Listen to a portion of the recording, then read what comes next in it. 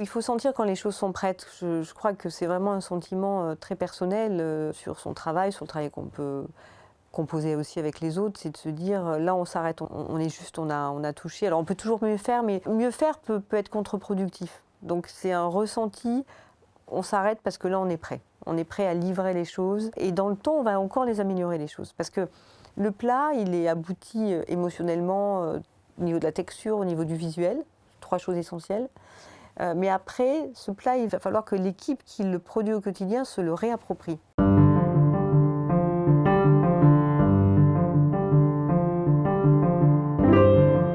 Qu'est-ce qui permet de donner le meilleur de soi-même?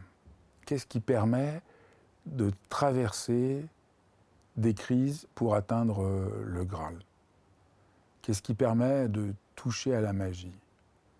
Pour répondre à ces questions, j'invite dans cet épisode de dialogue Anne-Sophie Pic. Vous la connaissez peut-être, c'est la femme étoilée, la plus étoilée du monde aujourd'hui. Elle a réussi en tant que femme à s'imposer dans un monde où il n'y avait pas beaucoup de femmes étoilées et de devenir une des références de la gastronomie mondiale. Mais je l'ai invitée surtout parce que son travail absolument unique permet de vraiment comprendre en profondeur, pas seulement la cuisine, mais au fond ce que c'est le travail le plus poétique, le travail le plus créatif. Et je trouve qu'on peut y trouver à la fois une source d'inspiration pour chacun d'entre nous et une manière de renouer avec la merveille de la vie. Car je crois qu'au fond, Anne-Sophie Pic, c'est vraiment célébrer ce qu'il y a de plus merveilleux dans la vie, dans son surgissement, dans son mystère sacré. Vous allez voir, c'est passionnant et émouvant. Bonjour Anne-Sophie. Bonjour Fabrice, comment je suis vraiment très très heureux de te recevoir parce que je suis tellement émerveillé et éclairé par ton travail. Mais surtout là aujourd'hui, je suis content parce que je te reçois pour ton livre, Imprégnation. Et je dois dire que j'ai vu dans ma vie beaucoup de beaux livres, mais là je crois que c'est un des plus beaux livres que j'ai vus de ma vie. Il y a vraiment quelque chose de comment, quand on est chef, on en vient à une telle ambition, parce que c'est pas juste un livre de recettes, c'est vraiment un livre qui montre toute une vie de travail autour de la cuisine, avec ce concept très fort de l'imprégnation. Comment tu en es venu à vouloir faire un livre qui ressemble à rien? Alors déjà merci pour le compliment, parce que je vois que tu es entouré de magnifiques livres aussi, donc c'est un avis tellement éclairé. En fait, oui, c'est une ambition, c'est vrai, et à la fois, c'est quelque chose de simple dans le sens où il y a une frustration un petit peu dans ma famille pour les livres de cuisine. Il faut savoir que ni mon père, ni mon grand-père, ni mon arrière-grand-mère, encore moins, n'ont écrit de livres de cuisine, n'ont pris le temps d'écrire de livres de cuisine. Donc moi, toute la transmission que j'ai eue, je l'ai eue par des bouts de papier, des notes, alors des choses dactylographiées aussi, parce qu'évidemment, les recettes existaient, mais pas sous forme de livres. Et c'est vrai que j'aime faire des livres de cuisine, je m'oblige à faire des livres de cuisine pour fixer un instantané aussi, et puis pour transmettre, parce que je pense que les livres sont porteurs de connaissances, et puis sont des aides aussi, sont des aides au développement personnel de chacun, c'est-à-dire que moi je me souviens d'avoir feuilleté quelques livres qui ont été précieux pour moi. Je me souviens des livres de Jacques Maximin sur les légumes. Je me souviens d'un almanach des gastronomes à l'époque qui situait bien les saisons quand j'étais toute jeune, j'avais 22-23 ans. J'ai lu le livre de Michel Brasse aussi, puis quelques autres, et ils m'ont donné du courage pour continuer. Donc j'espère que ce livre fera cette œuvre-là.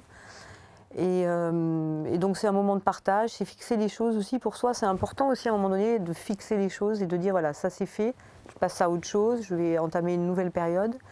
Donc pour toutes ces raisons, c'était important pour moi d'écrire ce livre. Alors le thème central, qui a plein de résonances, c'est le terme d'imprégnation. Et l'imprégnation, si j'ai bien compris, c'est à la fois un rapport à la cuisine, mais aussi presque un art de vivre, un rapport au monde, un rapport aux autres. Alors, si tu veux dire qu'est-ce que c'est l'imprégnation et comment tu en es venu à mettre sous ce terme quelque chose de la singularité de ton travail? En fait, je cherchais un mot qui puisse désigner mon travail, mon univers culinaire, chaque chef a son univers et en fait, je voulais l'exprimer de façon synthétique. Et l'imprégnation est venue tout naturellement. J'ai vu ce mot écrit, imprégné, et il m'a parlé ce mot.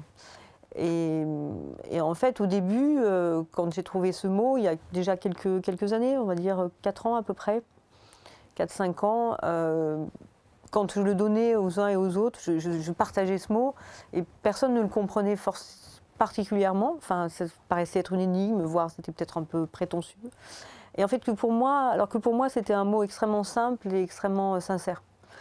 Et ce mot, il a fait son chemin. Et aujourd'hui, il paraît comme une évidence. Mais en fait, je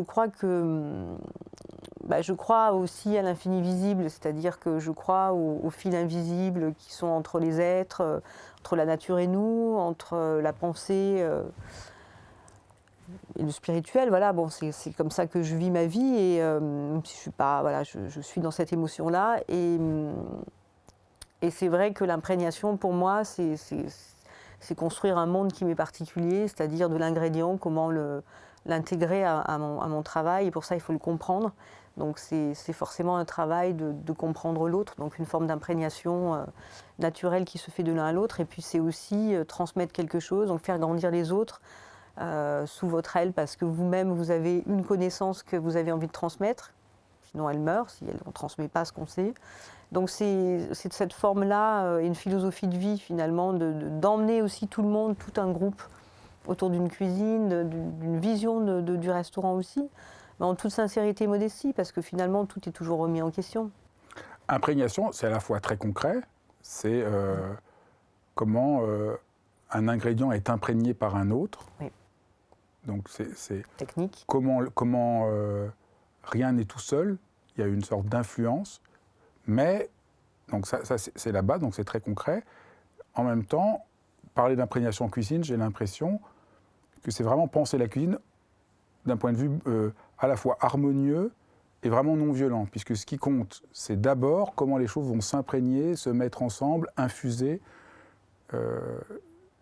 C'est juste ou pas? Ah oui, c'est très juste. Je suis tout à fait d'accord avec toi. C'est quelque chose qu'on m'a jamais dit sur ce terme-là, mais c'est une réalité, enfin c'est une vérité.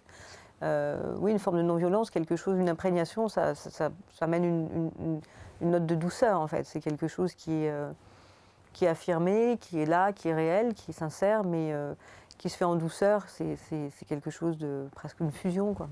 Tu peux donner quelques exemples très concrets et très simples de comment l'imprégnation se manifeste? Donc il y a par infusion.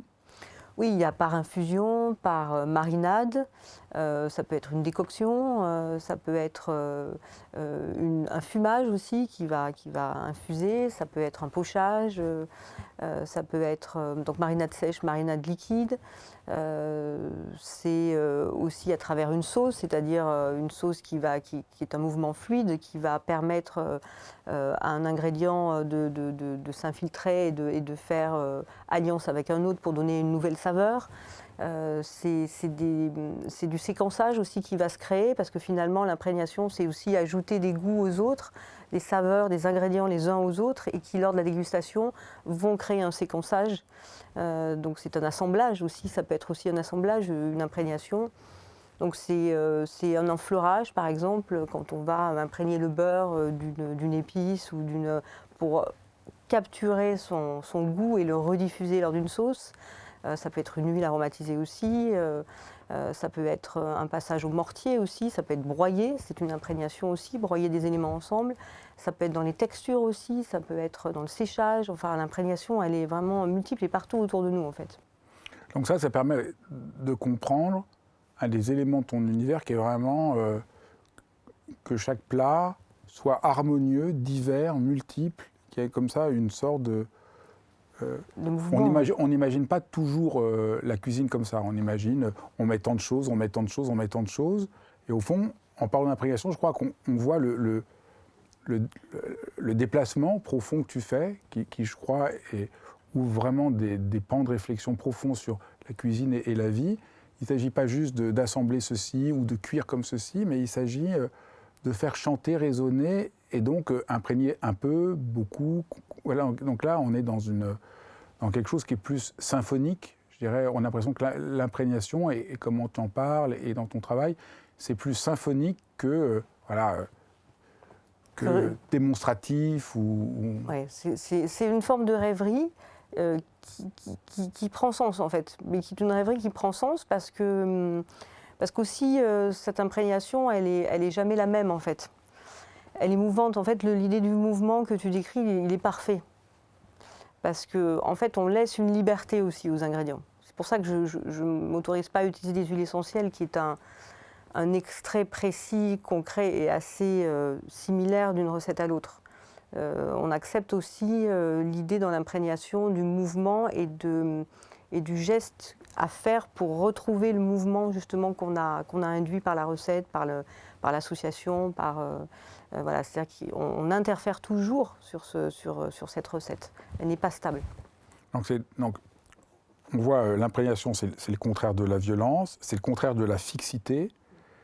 Et tu dis aussi dans ton livre, c'est aussi le contraire du maquillage. On n'essaie pas de maquiller un produit, mais parce que dans ce qui est très beau dans l'imprégnation, c'est qu'il y a un goût qui va venir entrer, parfumer, mais en respectant. Oui. C'est ça qui est beau. C'est une impression quand on imprègne, c'est-à-dire que la chose reste ce qu'elle est, elle gagne en qualité, elle gagne en profondeur, mais on n'essaie pas de la déformer. En fait, j'ai utilisé ce terme de non-maquillage parce que j'ai pensé qu'à un moment donné, ce travail que je faisais d'aromatisation, d'association de saveurs, d'imprégnation, certaines personnes ou certains chefs ne le comprenaient pas et l'imaginaient comme un maquillage, en fait. Et pour moi, c'est tout le contraire de ce que je suis, en fait. Je déteste maquiller, j'aime la profondeur de goût de chaque ingrédient et j'essaye de les comprendre le mieux possible pour les marier le mieux possible. Et quand je fais un riz de veau à la cire d'abeille, par exemple, c'est parce que intrinsèquement, ce riz de veau, je trouve qu'il a des notes douces, de miel, un peu d'amertume, enfin, que naturellement, intrinsèquement en lui, il a toutes ces notes-là et je viens juste comment dirais-je, leur faire prendre encore un peu plus de profondeur, mais c'est vraiment au service d'eux.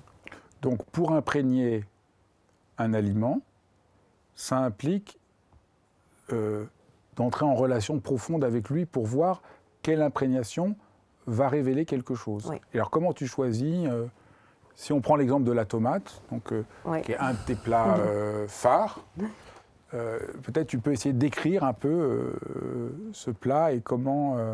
Alors c'est drôle parce que je travaille sur une tomate totalement à l'opposé de celle-ci, donc c'est drôle parce qu'en fait on va dans des axes et on prend d'autres axes. La tomate là, c'était... Moi j'ai mangé une fois des tomates chez toi imprégnées oui. au safran. Oui, il y a eu du safran, oui. Ah, et oui, je m'en souviens encore. C'est ancien ça, hein, très, aimé, hein. Mais c'était, j'en reste, oui. C'était juste des tomates imprégnées dans une eau de safran. Oui, ça je me souviens. C'est ça fait avec un homard, non? Oui. Et je n'avais jamais mangé des tomates. C'est-à-dire, le safran, je peux juste témoigner, voilà, à mon petit niveau, cette eau de safran faisait que la tomate, c'est la meilleure tomate, je m'en souviens encore, elle a une émotion, mais elle n'est pas défigurée, elle n'est pas maquillée en autre chose. C'est ça, c'est vraiment, je sentais, et j'en rêve encore, de la tomate à l'eau de safran, parce que vraiment, c'est le truc le plus improbable. Pour quel rapport entre eux? Et quand on le goûtait, il y avait une évidence et en même temps, c'était symphonique ou mélodique. Donc on peut revenir peut-être à voilà. Donc celle-ci, cette tomate, c'est un trompe-l'œil. Et ce qui est intéressant dans cette tomate, c'est qu'elle est très texturée, comme l'est la tomate finalement au naturel. Et l'idée, c'était de retravailler, finalement, déstructurer la tomate, mais la restructurer comme elle est au naturel.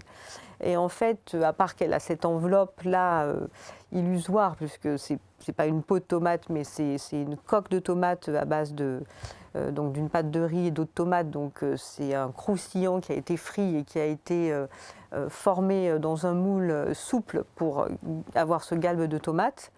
Et qui est bien sûr rouge comme peut l'être la tomate. Il y a une poudre de tomate qui a été faite par contre avec les peaux de tomate, donc ça se répond aussi dans le plat. Et à l'intérieur de cette tomate, donc il y a un dessous et un dessus, il y a plusieurs stratifications. Et c'est ça que je voulais, finalement, ce séquençage dont on parlait. L'aromatisation de ce plat, la palette de saveurs, c'est autour du safran. Pardon, lapsus, parce que tu m'as parlé du safran. C'est autour de la lavande, du karvi et de la vanille fumée. Donc autour de la tomate. Et dans cette tomate, donc il y a un cœur de tomate au fond de cette tomate qui est passée à la marinade. Donc c'est une marinade, donc ça c'est infusé, c'est imprégné. Alors c'est une marinade que je fais avec une gastrique, donc une eau de tomate, il y a un petit peu de sureau, il y a un peu de citron. Enfin c'est une recette que j'ai depuis toujours, un peu vinaigrée, donc qui va cuire un peu cette tomate, mais sans la cuire, qui va la cuire par la marinade, puisqu'il y a un peu d'acidité. Elle va être rendue translucide et elle va avoir un goût extraordinaire. Ensuite, il va y avoir une enveloppe donc avec le cœur de la tomate, comme une bille coulante du cœur de la tomate. Il va y avoir un palais de glace à base de karvi et de lavande. Et puis il va y avoir ce nuage, cette écume qui est fait donc avec le siphon d'eau de tomate aromatisée à la lavande et à la vanille fumée qui va apporter comme un nuage. Donc on va casser, on va avoir un nuage, puis on va avoir un coulant et puis une glace qui va rafraîchir et enfin la tomate. Plus au naturel mais mariné. Donc c'est un peu l'idée de ce plat et c'est un plat qui est extrêmement éphémère en définitive. Une fois qu'il est monté, il doit être dégusté tout de suite. Quand on t'entend, on voit que dans l'imprégnation, il y a plein d'éléments qui rentrent en ligne de compte et les fleurs. Oui. Et tu as un rapport aux fleurs tout à fait particulier. Donc au début, quand tu étais jeune, c'était d'abord la fleur d'oranger. Oui. Puis il y a le fameux millefeuille Jasmin. au jasmin, dont je suis fou. Je trouve que c'est un des meilleurs desserts que j'ai jamais vu. Est-ce que tu vas essayer de parler de ce que c'est une fleur, comment tu t'es ouvert vers les fleurs et comment la fleur participe de l'imprégnation? Bien sûr. Alors, la fleur et la plante en général, mais la fleur est toute particulière, surtout en cette saison de printemps jusqu'à l'été, c'est assez magique. La fleur, moi, je l'ai ressentie la première fois, il y a plusieurs choses que j'ai senties enfant, mais c'était plus les épices, mais il y avait aussi la fleur. Alors la fleur, c'est dans un gâteau, enfin dans la pogne, qui est une brioche trouée, donc qui est une gourmandise, enfin qui est dégustée à Valence.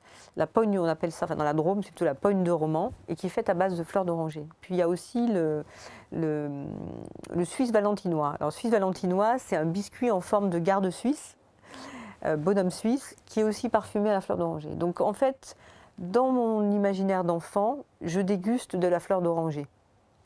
Et j'ai ça en tête. Et c'est quelque chose qui revient très souvent. Donc la fleur d'oranger, c'est peut-être la première fleur que j'ai dégustée à travers ces biscuits et ces traditions, on va dire, de la région, enfin de Valence. Il y a aussi le jardin de mon grand-père. Mon grand-père avait un jardin extraordinaire. C'était mon grand-père maternel. Donc, il n'était pas celui qui était chef, André, mais Adrien. Et il m'emmenait dans son jardin et il faisait pousser plein de choses. Et je me souviens de la lavande, je me souviens de ces odeurs-là. Il y avait des fleurs aussi, bien sûr. Il y avait des fruits, il y avait des fleurs avant. Et il y a aussi toute cette imprégnation de mon enfance où finalement je vivais les dimanches dans les jardins. C'est-à-dire qu'il y avait à cette époque en France ces jardins où les gens, les familles modestes cultivaient leur jardin en fait. Et ils avaient le produit de leur récolte. Et mon grand-père avait un terrain à Néron où on allait donc le dimanche, c'était toute une expédition. Et là on récoltait les fruits, il y avait les fleurs, il y avait tout ça. Donc il y avait ce jardin. Et puis ma mère aussi. Ma mère qui composait tous les bouquets de fleurs du restaurant. Et elle était une folle de géranium. Donc le géranium rose est arrivé dans mon univers déjà par l'odeur quand j'étais enfant. Et voilà. Et elle était tout le temps dans les fleurs, ma mère. Et moi, quand je me baladais dans la maison, elle était tout le temps en train de faire les fleurs pour les clients. Elle prenait les commandes. Mais il y avait aussi ces odeurs de fleurs. Et puis, il y a une autre personne qui là, plus concrètement, m'a amenée vers la fleur comestible. C'est Jean-Luc Rayon et Laurent Bourgeois qui ont été des précurseurs dans la Drôme et qui, en imitant un peu les Pays-Bas, on va dire, qui cultivaient déjà beaucoup les fleurs, mais en faisant quelque chose de drômois, ont intégré la fleur comestible en France. Donc il y a beaucoup et de pousses sauvages, pas sauvages, de pousses cultivées et de fleurs bio qui sont parties de la Drôme même pour monter à la capitale, servir des gens comme Pierre Gagnère. Donc la fleur comestible est née dans ma région, dans la Drôme, et je me souviens qu'il m'a initiée en fait à ça. C'est-à-dire que j'étais celle qui était la plus proche d'eux, donc il m'amenait ces cargaisons de fleurs, et j'avoue qu'au départ, je ne savais pas bien quoi en faire.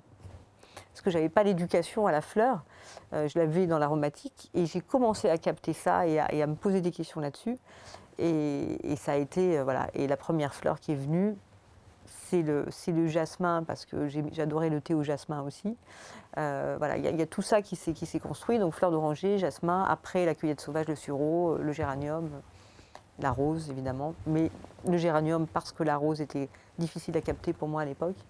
Donc voilà mon aventure sur les fleurs. Et aujourd'hui, après les fleurs, il y a eu aussi cette note que les fleurs, c'est joli dans une assiette. Et en fait, moi, je considère que si je mets des fleurs, c'est parce qu'elles ont du goût. Donc toutes les fleurs n'ont pas de goût, en fait. Elles ont des odeurs, mais pas forcément toutes du goût. Oui, et après, il y a la fleur comme imprégnation. Pas celle qu'on ne voit pas, mais qui va imprégner et donner une autre qualité au plat. Oui. Sur l'agneau, par exemple, la fleur d'oranger est magique. Elle confère à cet agneau une douceur. C'est merveilleuse. Je trouve, pour comprendre aussi l'imprégnation, je trouve ton rapport au safran aussi est passionnant. Donc le safran participe de la cuisine. Ton père utilisait le safran, donc tu avais plein de souvenirs, mais le safran était plutôt lié à l'hiver, on le mettait avec le beurre. Et au fond, là aussi, et tu voulais essayer de changer le rapport au safran, faire quelque chose de plus en rapport à notre temps. Oui, bien sûr. Alors, il y avait un véritable amour du safran par mon père, et je voulais tout à l'heure te parler de cette boîte d'épices que mon père avait. Il faut savoir que les chefs ont toujours eu des gens merveilleux auprès d'eux qui leur amenaient des produits. Et c'est vrai qu'il y avait une forme d'exotisme dans cette boîte remplie d'épices que mon père avait, qu'il utilisait peu, mais moi que j'ouvrais assez souvent. Et il y avait ce safran. Et mon père était un fou amoureux de safran. Et en fait, comme ça a baigné dans mon enfance, j'ai appris à le sentir, à le goûter. Et ce côté un peu médicamenteux que quelquefois des personnes trouvent, moi je ne le vois pas du tout de cette façon-là, je le vois comme un or précieux. Et c'est vrai que toutes les recettes de safran que j'ai pu goûter finalement dans mon enfance, c'était plutôt, mon père l'utilisait plutôt pour des notes hivernales, c'est vrai. Et j'ai voulu le ramener à la fraîcheur de la plante aromatique, donc le safran avec le kombawa, avec des choses beaucoup plus fraîches, avec la bergamote, il fonctionne aussi parfaitement bien parce qu'il amène de la chaleur, mais si on lui amène des notes vertes, il répond extraordinairement bien à ces notes vertes. Donc j'ai voulu le ramener un peu plus dans une note de printemps. En plus, c'est un peu la première fleur en fait de la fin d'hiver, parce que c'est le crocus, donc c'est sous la neige, né le safran, et en fait le safran, finalement c'est une fleur d'hiver, mais qu'on utilise finalement, on pourrait utiliser plus au début de printemps. C'est logique de l'utiliser dans son sens-là aussi.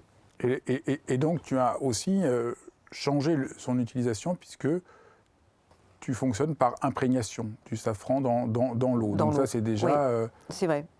Qu'est-ce que ça change?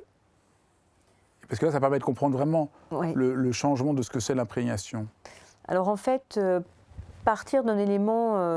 l'eau pour moi est magique en cuisine. C'est même l'ingrédient principal.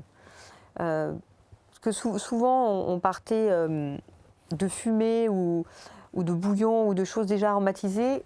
Et après, quand on faisait une sauce, on imprégnait, on faisait infuser des choses dans cette sauce. Mais moi, j'ai voulu partir de l'eau pour être le plus pur possible en fait dans cette imprégnation. Et puis, ça me permet de vraiment laisser de l'espace au safran de s'épanouir et de grandir dans cette eau. Si c'est une eau qui est déjà imprégnée d'autre chose, qui est déjà grasse, qui est déjà chargée en fait d'arômes, il y aura moins de place pour le safran. Donc en fait, partir de l'eau, c'était comme amener une pureté dans le plat.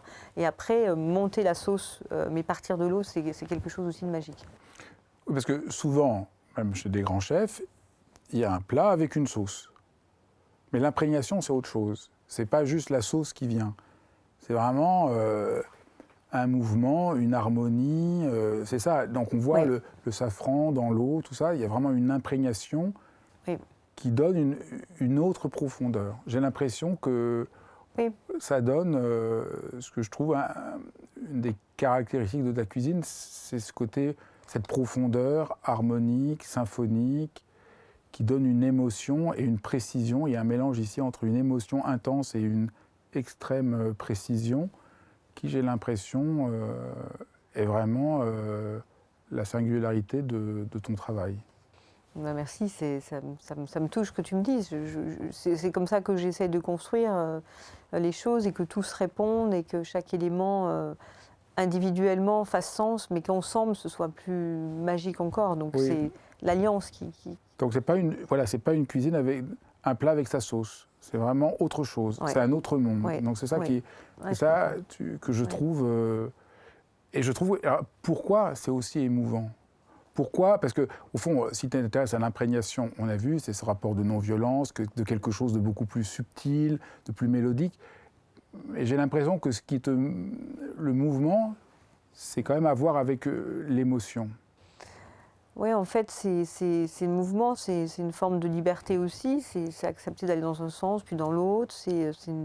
Ouais, je crois que c'est la liberté que j'ai comprise assez jeune par le fait que je sois autodidacte, de me dire que les codes, je les comprenais puisque j'étais née dans ce métier, mais que finalement, je pouvais m'échapper des codes et aussi parce que je les avais en tête malgré tout.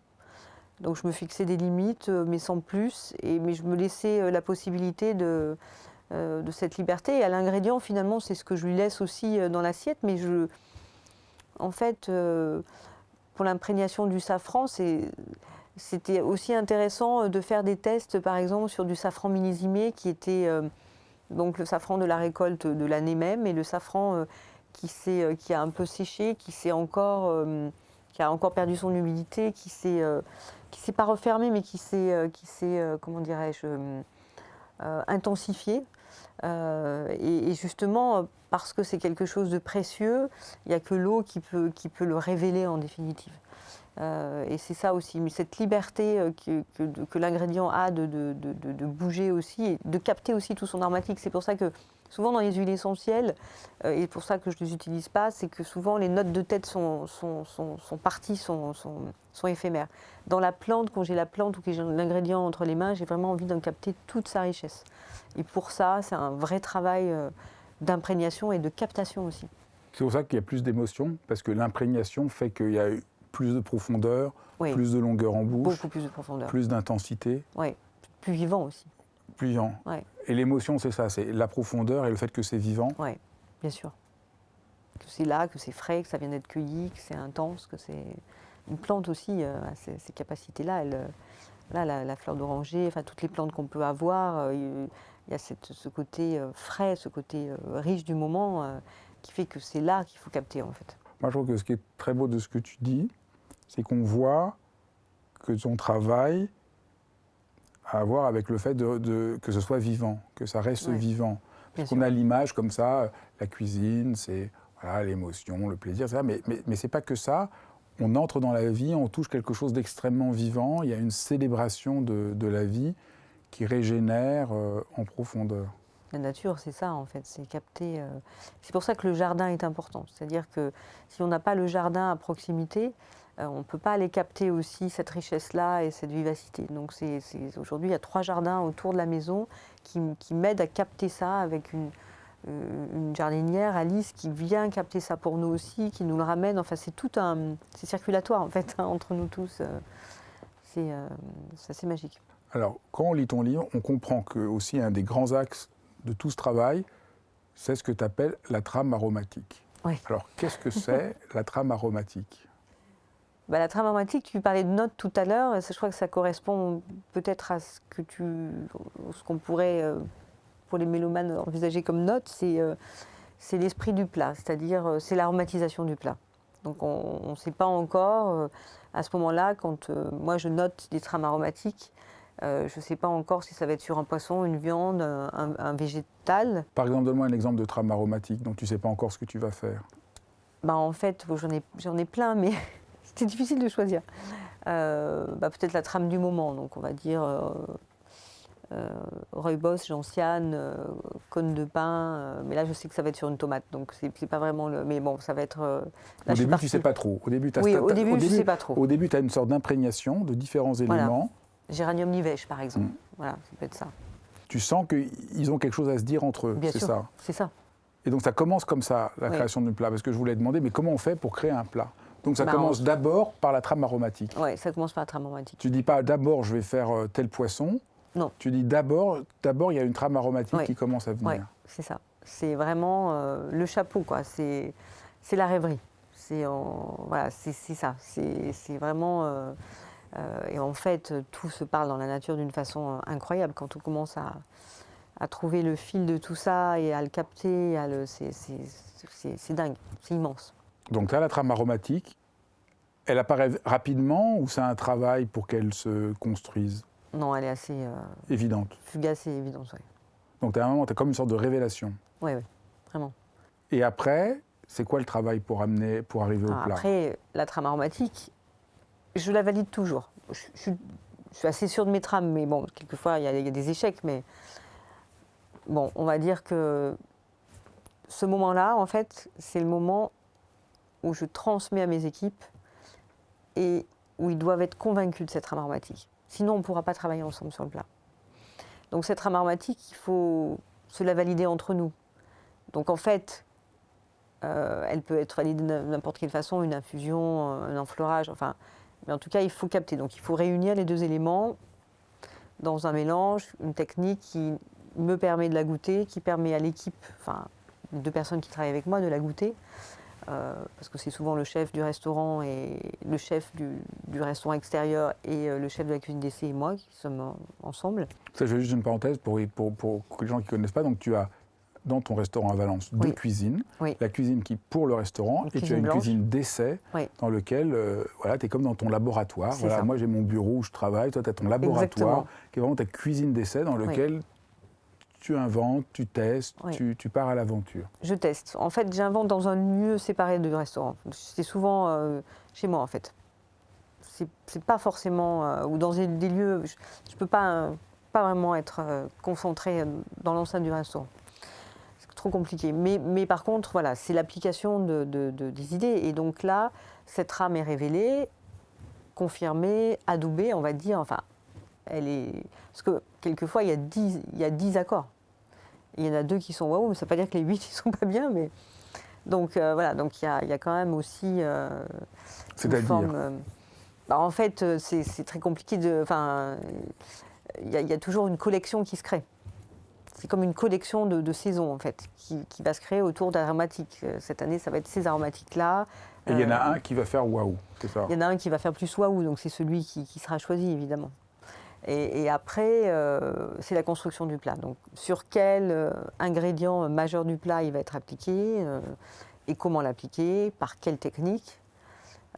Et après, comment construire autour de cette aromatique-là, c'est-à-dire quelle cuisson, quelle technique, quelle sauce ou quel jus, quelle texture de sauce, quel légume, enfin quelle garniture, s'il y a une garniture, quelle texture.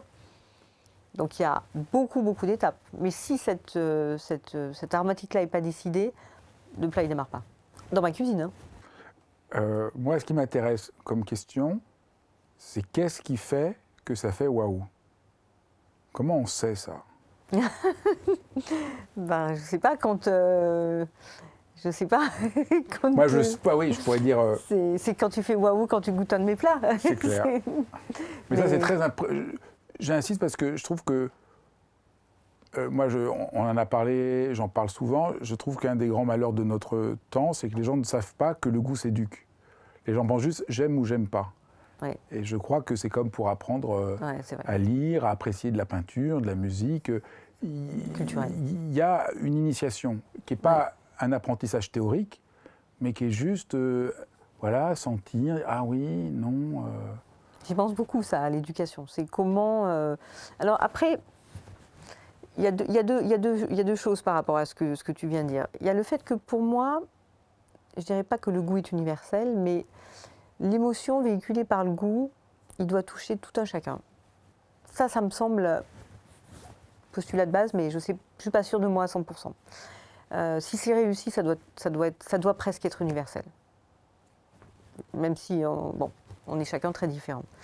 C'est comme un tableau. Enfin, pourquoi? C'est clair. voilà, il y a quelque chose qui est plus fort que n'importe quoi et qui touche quelque chose de, je sais pas, enfin, pas de divin, parce que ce serait prétentieux de dire ça par rapport à la cuisine, mais quelque chose Quand de même, magique. oui, je comprends.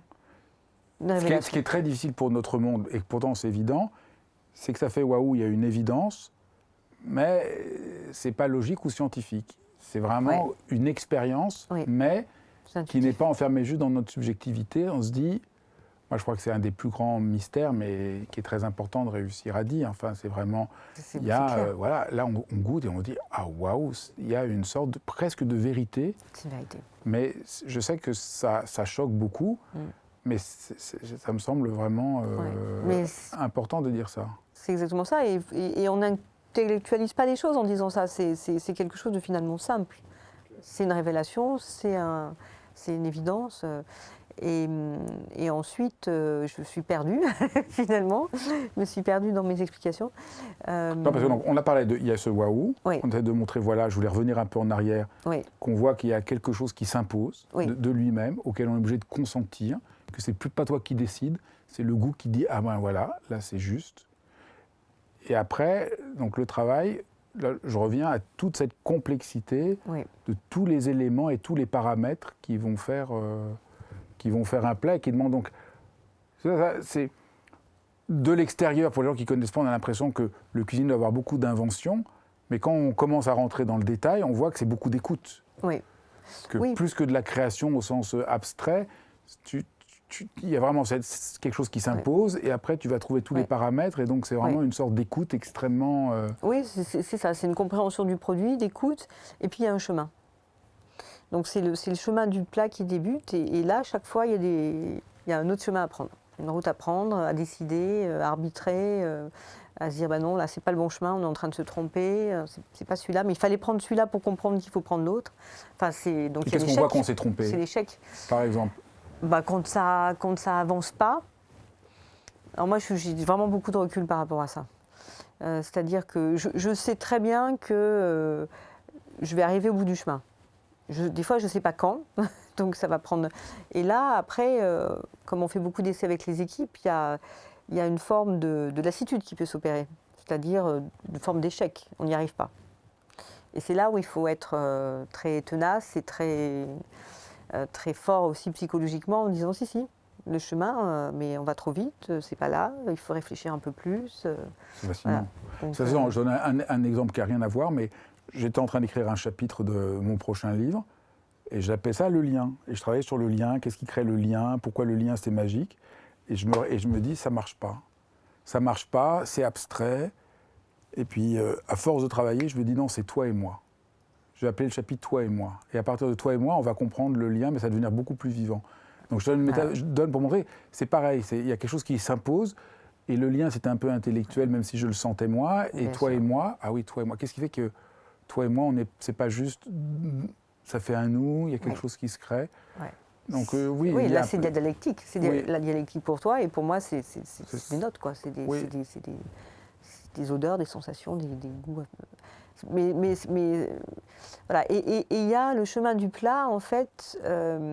Alors on parle beaucoup de storytelling, entre guillemets, de l'histoire du plat que ensuite la salle va prendre et va diffuser au client, mais c'est une réalité. C'est-à-dire que le plat, il se construit dans une évidence. Ça dure combien de temps? Par exemple, juste pour, voilà. Ça Quand c'est dépend très le lent. rythme des essais, parce que quelquefois je suis obligée de stopper des essais parce que je voyage. Donc là, je sais que je suis sur ma tomate. Donc j'y suis depuis 2 samedis. Et donc là, ce samedi-là, je sais que je vais y retravailler dessus. Et je veux la décorréler du travail que je fais avec mes autres chefs, parce que je ne veux pas qu'elle soit, entre guillemets, polluée par les autres plats. Donc voilà, et je sais que voilà, ce samedi, il faut qu'il y ait des déclics sur plein de choses. Mais l'aromatique est calée. Hein.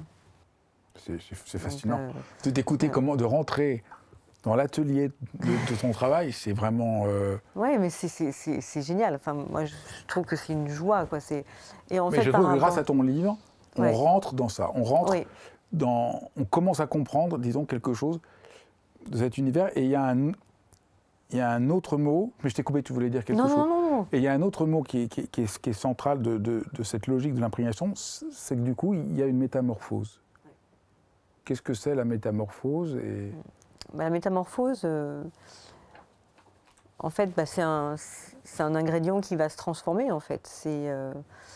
C'est le chemin du plat, c'est-à-dire qu'il y a un départ, il y a un milieu, et puis si je devais prendre des photos des premiers essais, en fait on n'en prend jamais, parce que c'est la naissance et le balbutiement, en fait. Et le balbutiement, il est dans une forme quelquefois d'échec, donc il n'est pas forcément à montrer, mais il est indispensable pour aller à la métamorphose, à ce qui va naître, et aussi la métamorphose du goût, c'est-à-dire que des ingrédients, deux arômes associés vont se métamorphoser en quelque chose d'autre, quoi, qui sera ça, c'est magique. Oui, c'est magique. La métamorphose, c'est complètement magique. Et souvent, cette métamorphose, c'est un goût différent, mais à la fois, on retrouve les deux. Et c'est comme s'ils étaient unis dans ce même goût, en fait. Un commence et l'autre finit. Parce qu'il y a... Oui. Alors ça, pardon de te couper, c'est aussi très important. Quand j'explique à mes jeunes chefs le travail sur l'assemblage du goût, je dis attention, dans cette recette, vous allez sentir d'abord ça, ça, ça et ça. Il y a un ordre de séquençage des goûts. Ils vont apparaître les uns après les autres. Et pour ce faire, le geste va être induit pour avoir ce séquençage. C'est-à-dire que s'il met trop d'un ingrédient, il va arriver avant et l'autre ne pourra pas s'épanouir. Donc il y a aussi une construction extrêmement fine et précise. Donc en fait, celui qui a la sauce, et c'est souvent dans la sauce que se révèle cette magie, il faut qu'il comprenne tout ça. Et là aujourd'hui, en ce moment, j'ai un jeune Indonésien à la sauce qui est incroyable, qui comprend qu'il n'a pas de culture de cuisine française, qui travaille dans des 3 étoiles aux États-Unis, enfin qui est brillant, hein, mais il a compris, c'est très intellectuel la sauce, hein, parce qu'il faut adapter aussi ce séquençage, il faut l'avoir, donc il sait quel geste et quel produit et quelle quantité amener à quel moment pour que cette magie opère dans ce sens-là. C'est ça l'émotion ? C'est ça l'émotion, pour moi, c'est fin à ce niveau-là, enfin, ça révèle de cette alchimie-là, oui. Mais en fait, le client ne doit pas le sentir, mais enfin, c'est induit, quoi. Mais nous, en tout cas, on l'a construit pour que ce soit dans ce sens-là, pour qu'il la comprenne dans ce sens-là. Ah, c'est clair, mais en même temps, on sent que c'est ça qui se passe. Je voulais parler d'autres éléments qui participent de l'imprégnation. Donc, on a parlé des fleurs. Et alors, il y a aussi les bourgeons, et particulièrement le bourgeon de sapin que tu as découvert quand tu as ouvert ton restaurant à Lausanne. Alors, qu'est-ce que c'est le bourgeon de sapin ? Qu'est-ce que ça permet de faire ? Oui, ça c'est aussi merveilleux. En fait, le bourgeon de sapin, j'ai découvert par le sirop de bourgeon de sapin. Une des premières choses que j'ai goûtées quand je suis arrivée en Suisse il y a 15 ans, sirop de bourgeon de sapin cuit dans l'âtre de la cheminée. Le sirop de bourgeon de sapin, ah oui, mais d'accord, mais il est où le bourgeon de sapin ? Donc, sirop de bourgeon de sapin, magnifique, c'est une tradition séculaire en Suisse. On fait revenir dans un sirop le bourgeon de sapin dans l'âtre de la cheminée, donc il se fume légèrement. Et c'est quelque chose qui est consommé comme un sucre, enfin, comme un sirop, hein, tout simplement, mais qui est une merveille. Je me souviens de la personne qui m'avait présenté ce produit-là. Et qui m'a initiée à la cueillette sauvage. Donc, parce qu'après avoir goûté le sirop de bourgeon de sapin, forcément, j'ai eu envie de rencontrer le bourgeon de sapin. Et en fait, les bourgeons de sapin, il y en a dans la Drôme, il y en a partout. Enfin, des sapins et des épicéas en particulier, parce que c'est souvent le bourgeon d'épicéa qu'on ramasse. Après, il y a le sapin Douglas aussi, il y a beaucoup de variétés. Il y a l'Albiès alba aussi. Il y a beaucoup de variétés de sapins, hein, donc ça, il faut les connaître, hein, évidemment. Mais on apprend à les ramasser. Et c'est très drôle à ramasser parce qu'il faut vraiment tirer comme ça. Il ne faut pas le couper. Il vient tout seul. Le tout petit bourgeon qui pousse en ce moment, c'est le moment de les ramasser. Et j'ai été initiée du coup à la cueillette sauvage. Et je suis partie sur cette cueillette sauvage qui a été une ouverture sur le monde incroyable. Il y a 15 ans donc. Et il se trouve que, à un moment donné, je disais, mais comment je peux avoir des bourgeons de sapin ? Donc j'avais quelqu'un qui m'en ramassait aussi pour la France, mais qui était plutôt proche de Paris. Et puis j'ai découvert qu'il y avait des bourgeons de sapin qui poussaient aussi dans ma région, qu'il y avait des épicéas dans la Drôme, dans le Vercors. Et du coup, je suis allée à la quête de ces bourgeons de sapin. Et maintenant, les équipes ramassent aussi les bourgeons de sapin dans la Drôme. depuis quelques années.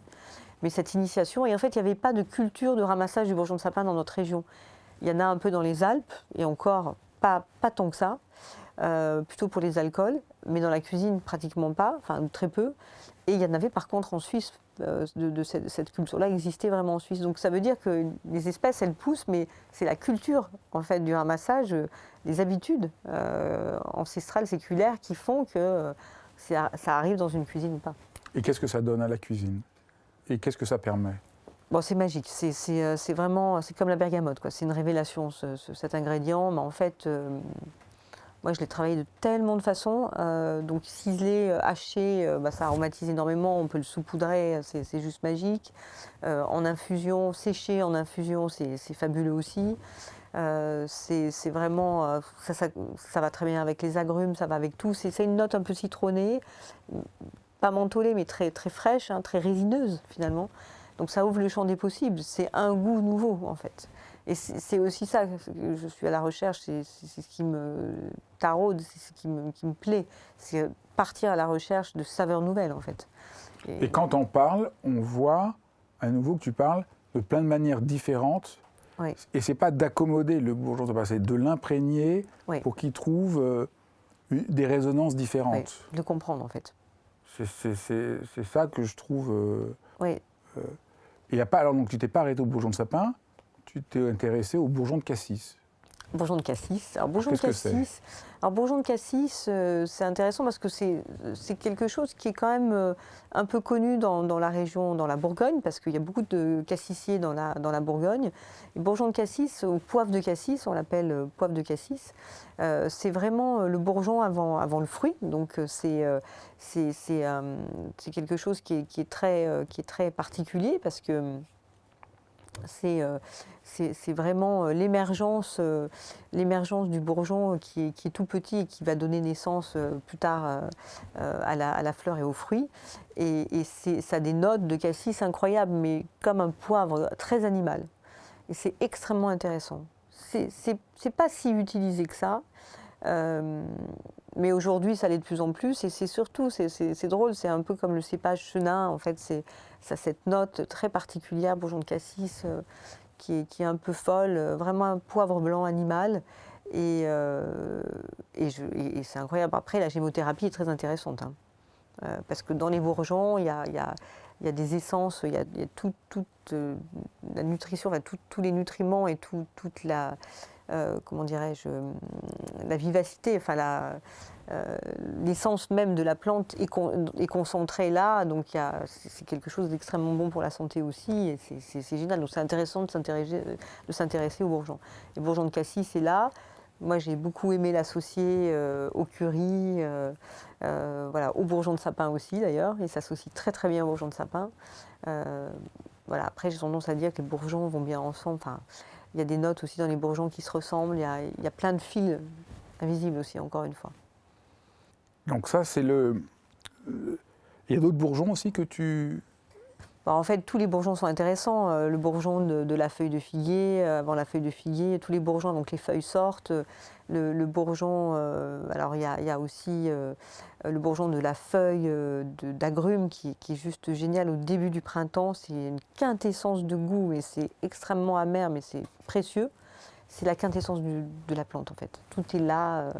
Et ensuite, voilà, il y a cette sève. Hein, et toute l'énergie de la plante grandit pour devenir la fleur. Et ensuite, fin de la thé, ça redescend. Et après, on va aller chercher les racines. Donc, c'est aussi à ce moment-là, c'est pour ça qu'on travaille beaucoup les racines l'hiver, parce que c'est là, toute l'énergie redescend dans la plante. Et là aussi, c'est... Donc, en fait, la plante, la valériane, par exemple, la racine de valériane, on travaille les fleurs. Enfin, tout se mange finalement. Et la racine, a fortiori. Mais voilà, ce qui est intéressant, c'est de voir la plante dans son entièreté. Moi, ce qui m'a toujours intéressée, c'est qu'à un moment donné, par exemple sur les agrumes, quand j'allais visiter le centre de l'INRA en Corse des agrumes, je voyais les agrumes l'été, j'avais des agrumes en surmaturité, mais j'avais aussi des bourgeons, j'avais aussi des fleurs, j'avais potentiellement ce qu'on appelle le petit grain. Enfin, il y avait plein de choses à capter. Donc, on parle de saison, mais la plante, elle existe toute l'année. Et c'est ça qui aussi permet l'imprégnation, parce que l'imprégnation, c'est la continuité au fond. L'imprégnation, c'est éviter la saisie juste d'un élément.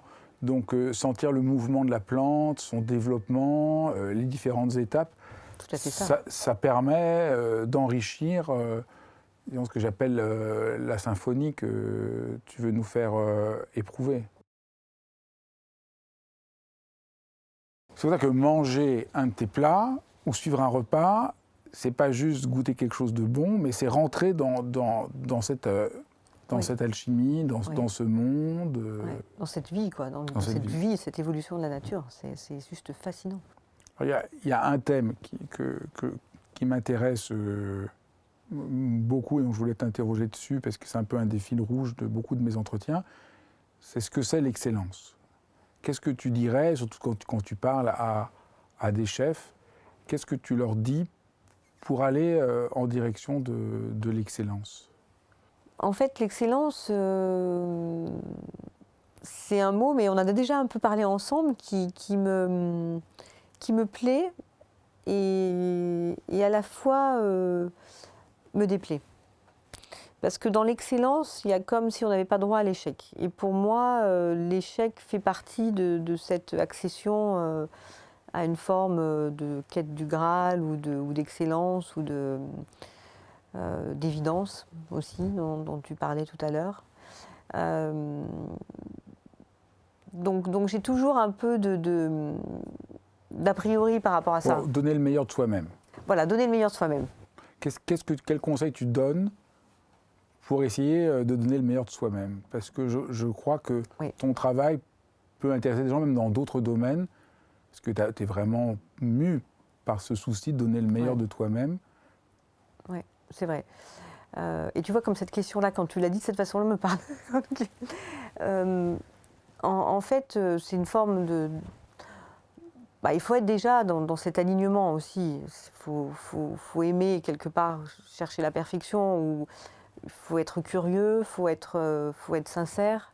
C'est beau, curieux, sincère. Curieux, sincère. Voilà, c'est sensible aussi. Sensible, parce que qui dit sensibilité dit curiosité et aussi dit captation en fait. Si on n'a pas la sensibilité, on ne peut pas capter l'autre et capter ce que la plante nous dit, ce que la nature nous amène, voir l'infini invisible en fait. Donc c'est un peu tout ça, oui, sincérité, curiosité, émotion. Je dirais pas passion parce que c'est presque évident en fait. Être capable de se remettre en question aussi, faire fi de ses certitudes, être dans une forme de doute. J'ai parlé à un des chefs qui a travaillé avec toi et il m'a dit qu'un des conseils que tu lui avais dit, c'était quand c'est moyen, c'est pas grave, mais quand c'est vraiment très bien, c'est là où il faut travailler davantage pour aller plus loin. Et j'ai trouvé ça mais vraiment très très aidant. Je me suis dit, et j'y pense beaucoup moi-même dans mon propre travail d'écrivain, je me dis, mais oui, c'est très vrai. On veut toujours progresser quand c'est moyen et quand c'est bien, on dit qu'on est arrivé. Et je trouve... Ce qui est intéressant, c'est là, c'est à ce niveau-là. Alors c'est ce que tu appellerais l'excellence, mais c'est cette marche-là à franchir. C'est le sublime, quoi. Ça touche... Donc c'est quand on a l'impression que c'est bien, c'est là où on peut faire encore un pas de plus. C'est drôle, c'est drôle, mais ça m'étonne pas parce que en fait, comme je lâche pas, je leur montre que c'est suffisant, mais que c'est pas suffisant, quoi. C'est bien, mais qu'il faut aller plus loin. C'est vrai, c'est intéressant de savoir ça. C'est magnifique, je trouve, parce que... ça fait plaisir de savoir ça. Et puis c'est magnifique, je trouve que c'est très profondément vrai. Et c'est là où ça devient vraiment, mais c'est très difficile, parce que comment on va plus loin sans défaire ce qu'on a fait en allant vraiment plus loin? Comment tu fais? En fait, il faut sentir quand les choses sont prêtes. Je crois que c'est vraiment un sentiment très personnel sur son travail, sur le travail qu'on peut composer aussi avec les autres. C'est de se dire, là, on s'arrête, on est juste, on a touché. Alors, on peut toujours mieux faire, mais il ne faut pas non plus... mieux faire peut être contre-productif. Donc, c'est un ressenti. On s'arrête parce que là, on est prêt. On est prêt à livrer les choses. Et dans le temps, on va encore les améliorer, les choses. Parce que le plat, il est abouti émotionnellement au niveau de la texture, au niveau du visuel, 3 choses essentielles. Mais après, ce plat, il va falloir que l'équipe qui le produit au quotidien se le réapproprie. Parce qu'on ne fait pas le plat à 15. Hein. Ça veut dire que les 12-15 personnes qui travaillent en cuisine vont devoir comprendre à leur tour le plat, se le réapproprier et le faire grandir. Parce que le plat, il peut encore grandir. Mais c'est maintenant leur responsabilité de le faire grandir. Et je leur dis tout le temps ça. Et quelquefois, ils n'osent pas. Mais après, au quotidien, voilà, c'est la façon dont ils se la rapproprient. Et peut-être qu'ils peuvent encore le pousser encore un peu plus haut. Et dernière question, c'est quoi l'élégance? C'est laisser la place à l'autre. Dans tes plats, il y a tellement d'élégance. C'est tellement... Et à un côté, je trouve l'élégance, ça s'impose. Laisser la place à l'autre dans l'assiette, je sais pas, dans l'ingrédient. Je pense à ça directement, mais l'élégance, c'est une forme d'évidence peut-être. Ce serait plutôt ça. C'est peut-être laisser s'exprimer les choses en fait. Ton livre, il est tellement élégant. Je veux dire, comment tu as pensé la couverture, comment on l'ouvre, le rapport au blanc, l'espace. Bon, après, c'est un travail aussi de designer avec lesquels j'ai réfléchi. C'est pas un travail que j'ai mené toute seule. C'est vraiment une communion. Mais c'est quand même... je trouve que le livre ressemble à tes plats, donc on sent quand même ton esprit. Il y a quand même quelque chose d'une élégance... Ouais, c'était un vrai sujet aussi, le classement des recettes. Alors c'est intéressant ce que tu dis sur l'élégance parce qu'en fait, on classe par saison, on classe par nom, on classe comment les recettes. Et là, comment tu as classé? Par couleur en fait. Je suis partie du blanc et je suis allée jusqu'au plus foncé.